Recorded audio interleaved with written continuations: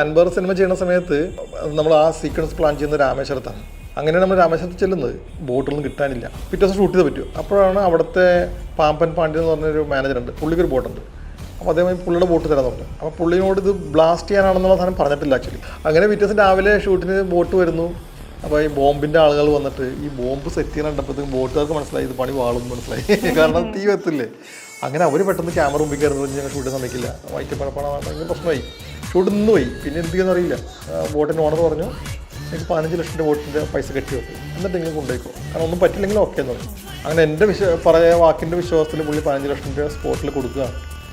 ഞാൻ എൻ്റെ അസിസ്റ്റൻസിനടുത്ത് കുറേ ടെൻ ഷീറ്റൊക്കെ വാങ്ങാൻ പറഞ്ഞിട്ടുണ്ടായിരുന്നു.